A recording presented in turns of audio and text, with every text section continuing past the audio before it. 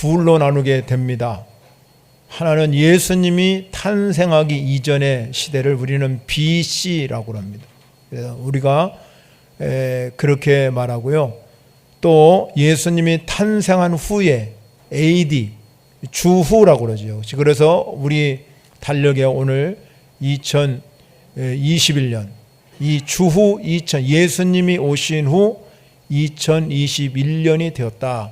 이렇게 시대를 구분하고 있습니다. 그렇다면 우리가 사람을 나눌 때도 역시 마찬가지입니다. 우리가 예수를 믿기 이전 삶과 예수를 믿고 난 이후의 삶이 다르다는 거죠. 그래서 사도 바울은 오늘 본문에서 예수 믿기 이전의 삶을 옛사람이라고 칭하고 있고, 예수 믿고 난 이후의 삶을 새사람이라 이렇게 기록하고 있습니다. 우리가 성경도 마찬가지입니다. 성경도 우리가 두 가지로 되어 있어요. 하나는 구약, 하나는 신약입니다. 그럼 구약은 뭐냐? 구약은 예수님이 오신다 하는 것을 예언한 책이 구약이에요. 그런데 신약은 예수님이 오신 후에 모든 사건을 기록한 책이 신약입니다. 그렇기 때문에 세상을 봐도, 사람을 봐도, 성경을 봐도 모든 것들이 다 예수 그리스도의 중심으로 가고 있다는 겁니다. 그래서 우리가 이 예수 그리스도를 중심으로 세상도 가고 사람도 간다는 거죠. 그렇기 때문에 우리 성도들이 예수 믿고 난 후의 삶을 새 사람이라고 말한다면 우리는 어떻게 하든지 간에 예수 그리스도의 중심으로 살아가는 신앙생활이 되어야 될 줄 믿으시기 바랍니다. 그러면 오늘 성경에서 이 예수 그리스도의 중심으로 살아가는 새 사람이 되었다고 그러는데, 이 새 사람은 오늘 24절, 여러분 본문 읽은 24절에서 말씀한 대로 우리가 하나님을 따르는 삶이다. 하나님을 따라가야 된다는 거예요. 하나님은 창조주 하나님입니다. 하나님은 구원의 하나님이기 때문에 우리는 우리의 삶의 시작은 하나님을 따라가는 겁니다. 그런데 하나님을 따라간다고 말할 때는 하나님과 동행한다 하는 것입니다. 여러분 인생 가운데 하나님이 동행하는 역사가 일어나시기를 바랍니다. 구약성서에 보면 하나님을 동행하는 자 중에서 가장 위대한 인물이 나와요. 그 사람이 누구냐면 에녹입니다. 에녹은 성경에 보면은 300년 동안을 하나님과 동행하다가 죽음을 맛보지 아니하고 하나님이 데려갔어요. 이 땅에서 300년 동행하다가. 그런데 하나님을 동행한 에녹은 65세가 되어가지고 무두셀라라는 이 아기를 탄생하게 됩니다. 그런데 성경에 보면 이 에녹이 하나님과 동행하는 시점이 중요한데, 그 시점이 언제냐면 이 무두셀라, 65세의 무두셀라를 낳은 후부터 이 에녹이 하나님과 동행했다고 기록하고 있습니다. 그러면 왜 성경에서 65세에 무두셀라를 낳았을 때 하나님과 동행했다고 기록했겠습니까? 그거는 분명하지요. 이 에녹에게도 65세 전의 삶과 65세 후의 삶이 다르다는 것을 의미하고 있습니다.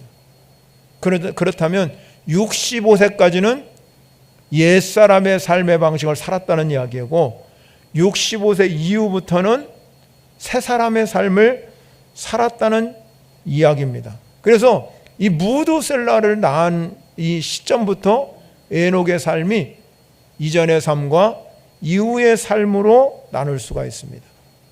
이스라엘 백성들에게는 이 무두셀라라는 이름이 굉장한 의미를 가진다고 합니다. 왜 그러냐면 이 무두셀라의 이름 뜻은 어떤 뜻이냐면 창을 던지는 사람이라는 뜻이에요. 창을 던지는 사람. 즉 말하자면 이걸 풀면 뭐냐면 죽음 뒤에는 심판이 온다라는 뜻이 있습니다. 아마 이 에녹은 무드슬라라는 아들을 낳은 후에 하나님께서 심판을 하실 거라는 것을 알았다는 거죠. 생각했다는 거죠. 그래서 그때부터 삶이 달라진 거예요. 하나님이 이후에 심판이 있을 것이나, 그러니까 내가 이제부터는 하나님과 함께하며 하나님 뜻대로 하나님을 따라서 살겠다는 것을 알았습니다. 그래서 300년 동안을 에녹이 동행하고 살았어요. 그리고 하나님께 데려갔는데 무드슬라라는 아들은 하나님과 동행하면서 최고 많은 장수를 했어요. 969세를 살았어요.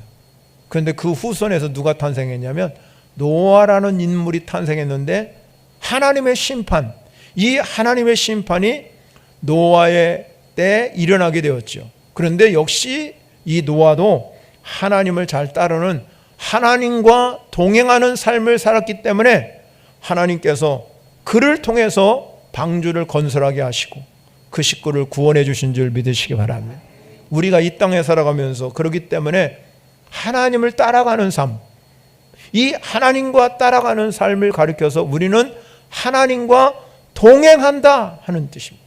여러분, 매일매일 하나님과 동행하는 삶이 되시기를 바랍니다. 그보다 더 귀한 삶이 어디 있겠습니까? 내 삶 가운데 하나님이 함께 계신다. 내 인생 가운데 하나님이 지켜주신다. 하나님이 내 인생 가운데 모든 것을 인도하고 가신다는 이 하나님을 따르는, 하나님과 동행하는 삶이 여러분의 인생에 큰 역사를 이루시기를 바랍니다.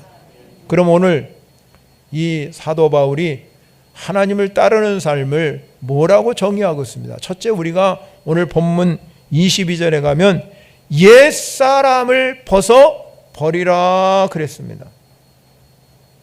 우리가 오늘 본문 22절에 보면 너희는 유혹의 욕심을 따라 썩어져가는 구습을 따르는 옛사람을 벗어 버리라는 겁니다. 전자에서 말씀드린 것처럼 예수 믿기 이전의 삶의 방식을 우리는 옛사람이라 제가 정의를 했어요. 그러면 옛사람의 모습은 어떤 모습이었을까? 오늘 본문에 보면 가장 중요한 핵심 단어가 있어요. 그게 뭐냐면 유혹의 욕심이라는 단어입니다. 유혹의 욕심. 여러분, 우리가 얼마나 유혹을 많이 받습니까? 세상에 어마어마한 유혹들이 우리 가운데 많이 일어나게 되는데, 이 유혹을 받는 거로 끝나면 괜찮은데 그 유혹을 받으면 뭐가 생기냐면 욕심이 생긴다.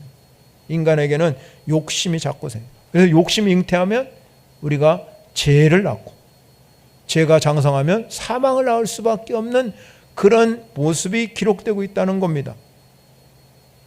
그러면 유혹의 욕심대로 살면 어떤 일이 벌어질까? 우리가 오늘 본문을 읽지 않았지만 그 앞절에 가면 18절과 19절에 보면 그렇게 기록하고 있어요.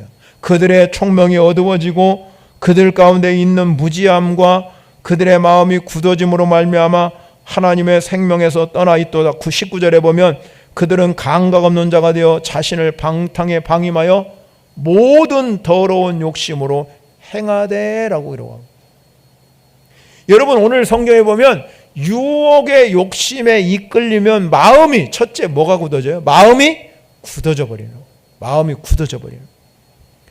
여러분, 여기서 우리가 마음이 굳어진다 하는 의미는 뭐냐면 마음이 마비되었다는, 마음이 제대로 작동을 못한 거예요.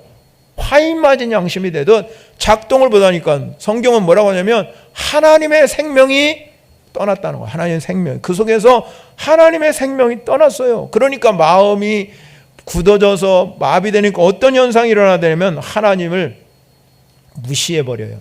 그러니까 총명이 어두워지고 그리고 무지해지게 되는 거예요. 그렇기 때문에 그들은 그러한 마음을 가지고 살기 때문에 절대 상대방을 존중하지를 못해요. 인격, 다른 사람의 인격에 존중심이 없어요. 왜? 하나님도 무시하는데 사람도 무시하기에 당연하지요.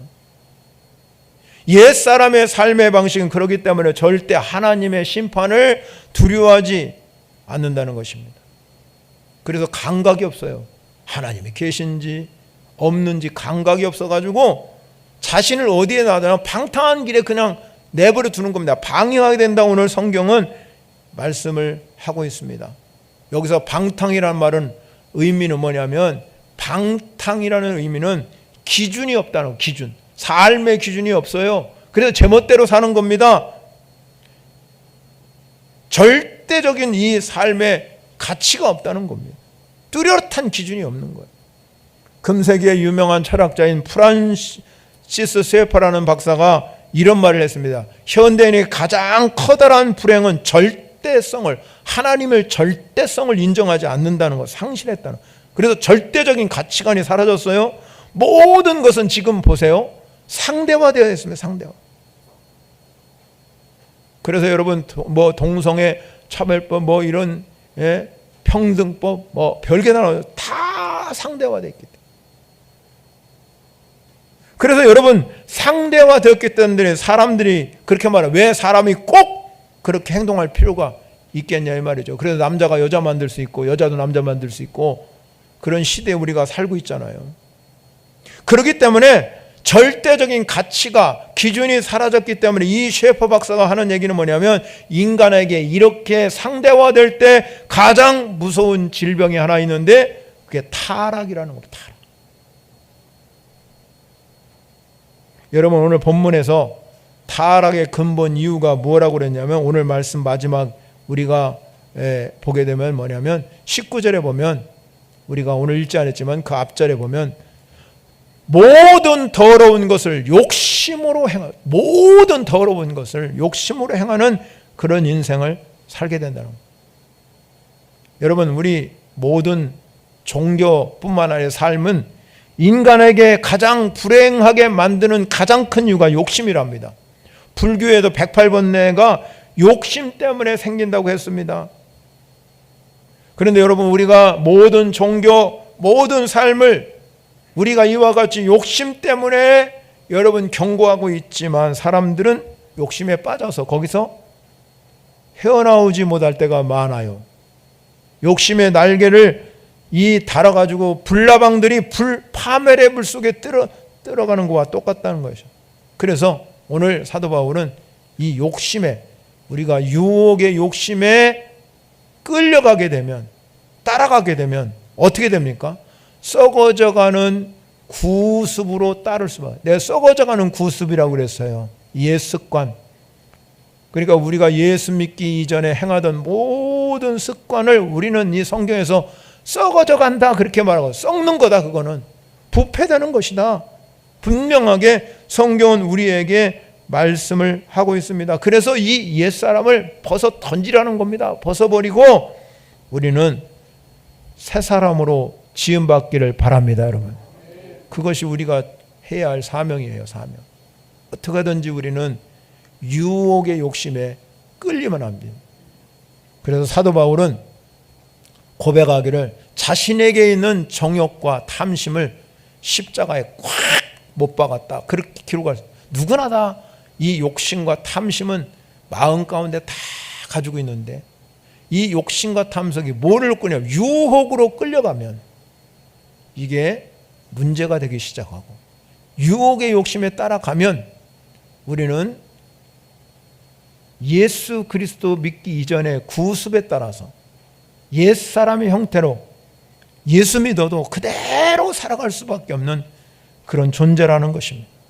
그러면 우리는 오늘 성경에서 옛사람을 벗어버리고 새 사람으로 따라가려면 하나님 따라가려면 새 사람으로 하나님을 따라가려면 어떻게 해야 되는가 하는 것을 우리에게 제시해 주고 있어요.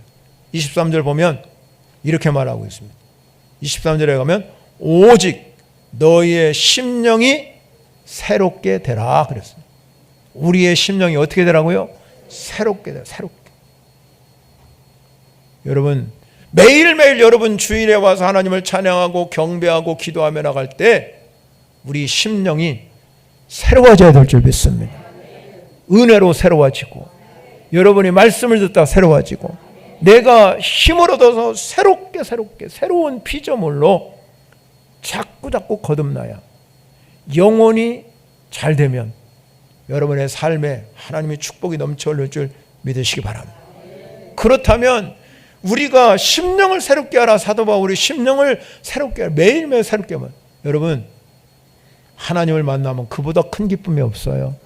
하나님이 나를 알고 계시고 하나님 내게 은혜를 베풀어 주시고 전능자신 하나님이 내 삶을 이끌고 간다는 이 맛을 보면 내 인생이 너무 기쁩니다. 너무너무 행복합니다.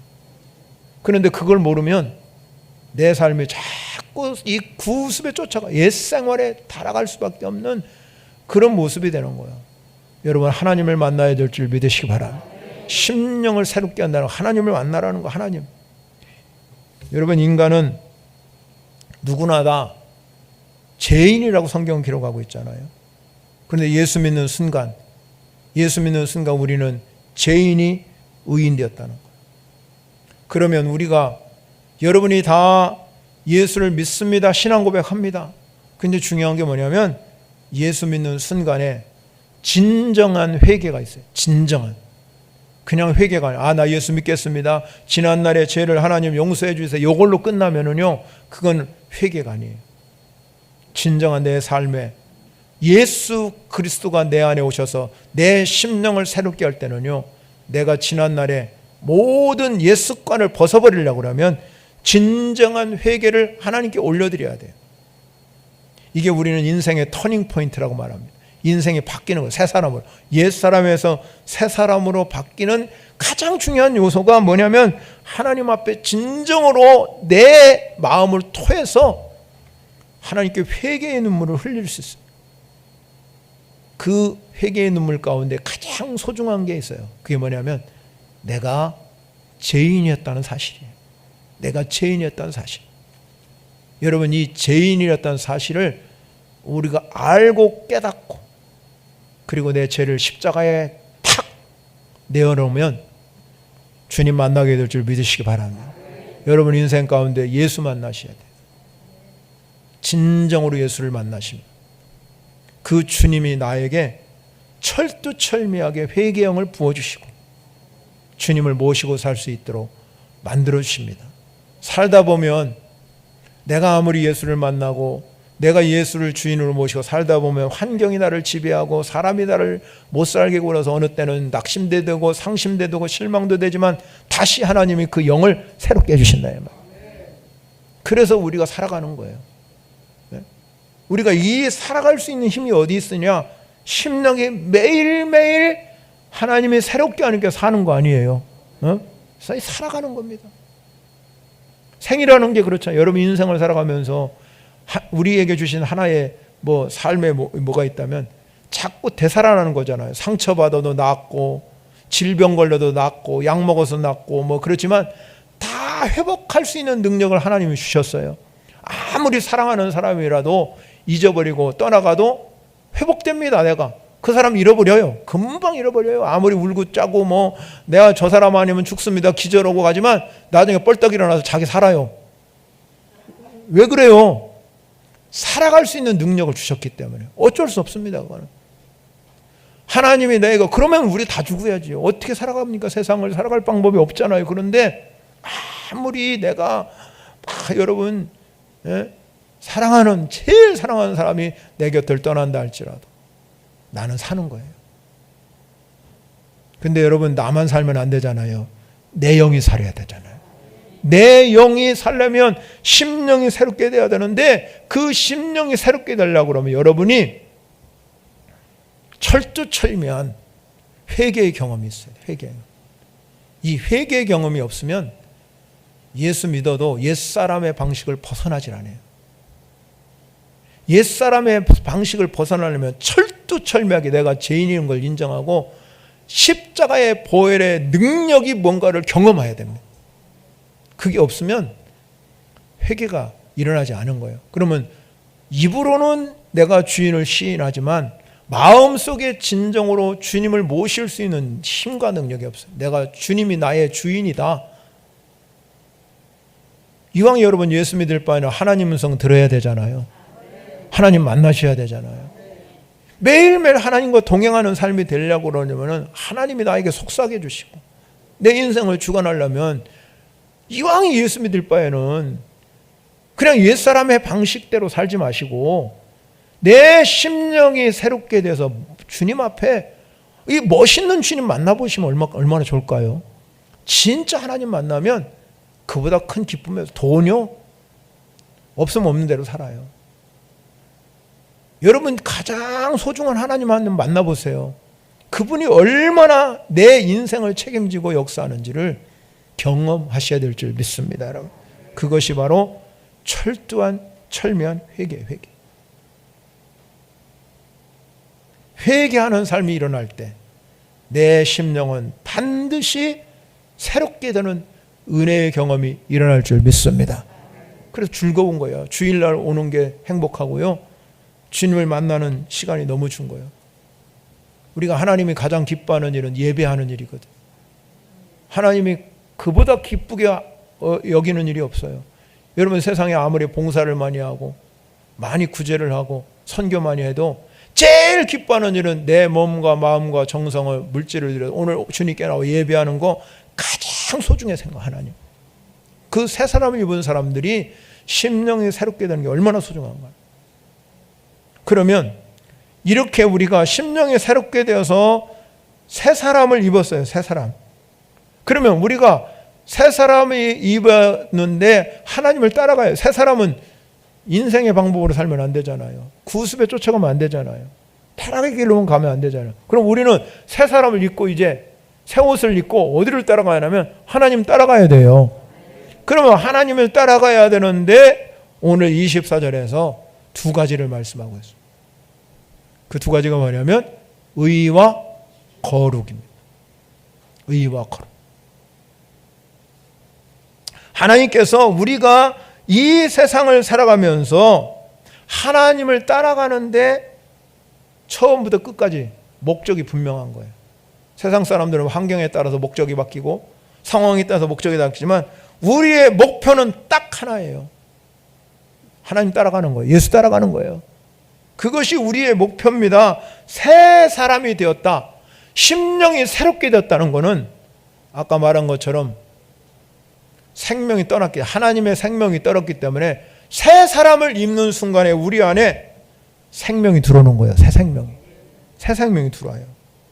로마서 8장 2절에 가면 그렇게 말합니다. 그리스도 예수 안에 있는 생명의 성령의 법이 죄와 사망의 법에서 너를 해방하였더나.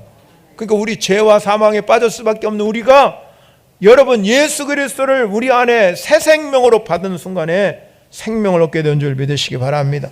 그래서 우리가 생명을 얻었기 때문에 생명이 있다는 거. 여러분 아기가 탄생하면 반드시 어떻게 되냐면 성장해 가잖아요. 성장해 가면서 뭐 되냐면 성숙해 가는 거예요. 우리도 마찬가지입니다. 내가 예수 믿는 순간에 새 생명을 얻었기 때문에 우리의 목표는 딱 한 가지요. 예수 닮아가는 줄 믿으시기 바랍니다. 그리스도의 장성한 분량이 충만한 데까지 예수 닮아가는 것이 우리의 인생의 목표예요. 그런데 여러분 우리가 이렇게 예수를 닮아가야 할 때 조건이 있습니다. 하나님과 동행할 때 조건. 그게 바로 의와 진리로 거룩하는 것. 이것이 조건이에요. 새 사람을 입은 우리가 의롭게 되고 거룩화되는 것이 하나님이 원하는 겁니다. 그러면 의라는 게 뭐냐? 의라는 게 그건 하나님의 의예요. 하나님의 의. 로마서에 보면 우리가 이렇게 말합니다. 우리가 믿음으로 말미암아 죄인된 우리가 의롭다함을 얻었다. 의롭다함을 얻었답니다. 그러면 이 의롭다함을 얻었다는 것은 내 모든 죄를 법적으로 다 해결시켜 죄사함을 받았다는 뜻이에요. 의롭다함을 얻었다. 그런데 여러분 의롭다함을 얻었다는 이 의미 속에 가장 중요한 게 뭐냐면 하나님과 나와의 관계가 회복되었다는 의미입니다. 인간은 원래 하나님의 형상으로 창조되었습니다. 하나님의 형상으로 창조되었을 때 가장 중요한 게 뭐냐?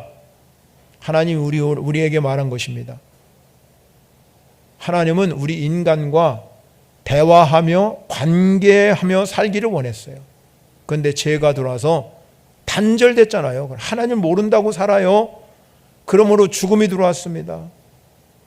하나님 원래 인간을 지으실 때는요 흙으로 사람을 만드셨다고 그랬습니다. 그래서 그 코에 생기를 불어넣으니까 생명, 영이 생겼어요. 그래서 사람은 영도 있고 육도 있어요. 그런데 하나님은 육이 없어요. 영만 있어요. 그러면 영만 있는 하나님은 영으로 통하는 거예요. 하나님과 나와 영. 그래서 여러분 새 사람을 입은 순간에 내가 새로운 이 생명이 들어왔기 때문에 하나님과 동행하는 삶이 될 줄 믿으시기 바랍니다. 하나님과 동행하기 때문에 옛사람과 새사람은 차이가 있는 거예요. 그래서 하나님의 의라는 것은 하나님의 관계가 회복되었다는 겁니다. 뿐만 아니라 우리가 거룩함으로 살아야 된다. 진리의 거룩함. 진리를 앞에다 붙였습니다. 진리를 따라가는 거예요. 진리는 뭡니까? 21절에 가면 그렇게 말하잖아요. 우리가 오늘 본문 21절에 진리가 예수 안에 있는 것 같이. 진리가 누구 안에 있어요? 예수 안에 있어요. 요한도 말하지요. 요한복음 1장 14절에 말씀이 육신이 되어 우리 가운데 거하며 우리가 그의 영광을 보니 아버지의 독생자 영광, 은혜와 진리가 충만하더라. 로마서 1장 17절에 그렇게 말합니다. 율법은 모세로 말미암아 주온 것이지만 은혜와 진리는 예수 그리스도로 말미암아 온 것이라 그랬어요. 우리는 매일 은혜를 받아야 되고요. 진리 가운데 거해야 돼요. 아멘. 많은 사람들이 거룩하게 살으라 그러면요 참 힘들어요. 어떻게 거룩하게 사냐. 세상에 적당히 타협하고 세상 방식으로 살아야지 어떻게 거룩하게 살아갈 수 있겠는가. 도저히 못 산다 그거는. 근데 우리가 새 사람을 새롭게 변화를 받아갖고 새 사람이 되는 순간에 우리 길은 성화의 길로 가는 거예요. 성화의 길. 성화의 길이라는 거는요 예수님을 따라가는 길이요 예수님을 닮아가는 길이 성화의 길이에요. 그러면 성화의 길을 가려고 할 때 중요한 게 있습니다. 성장하고 성숙해 가는 거예요. 그리스도인들은 매일매일 여러분들이 예배하면서 성장해 가야 되고 성숙해야 돼요. 머물러 있으면 썩은 물은 고이면 썩어요. 고인 물은 썩잖아요. 우리 신앙도 마찬가지예요. 고여 있으면 썩어요. 자꾸 새롭게 되어서 내 신앙이 주님과 같아지는 성숙한 그리스도인이 되어야 될 줄 믿으시기 바랍니다. 그게 거룩한 삶이에요. 거룩한 삶.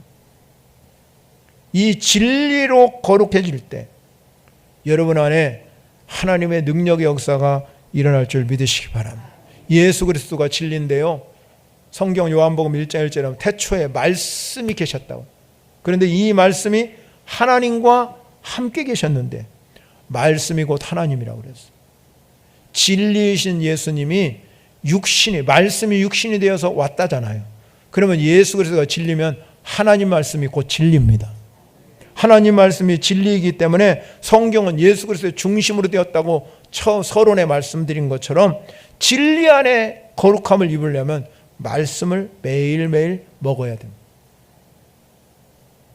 그래서 그 말씀이 내 삶의 양식이 되고 능력이 될 때 그 삶의 기준이 분명한 거예요. 여러분 오늘 본문을 읽지 않았지만 25절부터 31절에 가면 거기에 삶의 기준이 분명하게 나와 있어요. 그게 뭐냐면 옛사람의 모습은 25절에 가면 거짓말하는 거예요. 우리 세상 사람 보세요. 매일 거짓말해요. 그 다음에 26절과 27절에 가면 옛사람의 모습은 분노하는 거예요. 막 분노만 하고 살아갑니다. 28절에 가면 도둑질하는 거예요.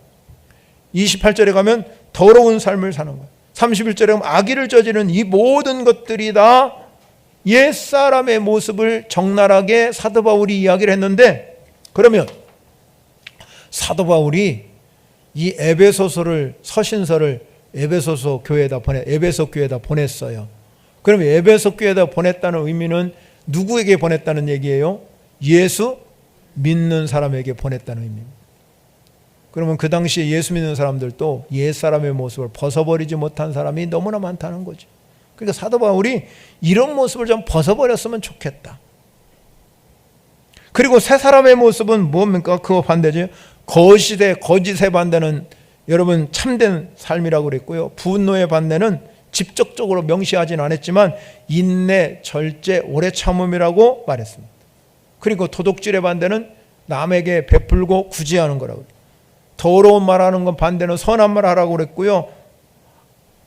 악한 일을 행하는 것, 악한 일을 행하는 것은 뭐라고 그랬냐면 용서를 얘기하고 있어요. 이게 바로 거룩한 삶의 기준임을 이야기하고 있어요. 사랑하는 성도 여러분, 우리가 이 땅에 살아가면서 옛사람을 벗어버려야 됩니다.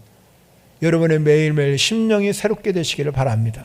이 심령이 새롭게 될 때 은혜의 경험이 일어나게 되고 치유의 경험이 일어나게 되고 여러분의 인생의 문제가 해결되는 심령이 새롭게 되는 순간에 그런 경험들이 자꾸 일어나게 되는 줄 믿습니다, 여러분. 그래서 우리의 삶을 새 사람을 지음받아서 새 사람으로 입혀서 우리는 의와 진리의 거룩함을 따라서 주님을 따라가는 거예요. 한 발자국 한 발자국 좁은 길을 주님과 동행하며 따라갈 때 그 주님과 동행하는 그 길에 하나님, 내가 너와 함께 할 것이다. 세상 끝날까지 내가 너와 함께 할 것이다. 이 놀라운 역사가 여러분 삶 가운데 일어나게 되는 줄 믿으시기 바랍니다. 그래서 내가 심령이 새롭게 되면 기도하면 하나님이 살아계심을 알게 되고 기도하면 응답의 경험이 일어나게 되고 내가 문제를 풀어갈 때 하나님, 내가 이렇게 문제를 가지고 있습니다. 그럴 때 하나님 아십니다. 전능하신 하나님의 손길로 역사하여 주시는 줄 믿습니다. 여러분 꼭 기억하셔야 됩니다. 우리는 옛사람의 형태를 다 벗어버리고 새로운 사람으로 지음받아서 오직 전능하신 하나님을 따라가는 우리 모두가 되시기를 축원합니다. 말씀을 생각하면서 찬양과 영광을 올려드리겠습니다.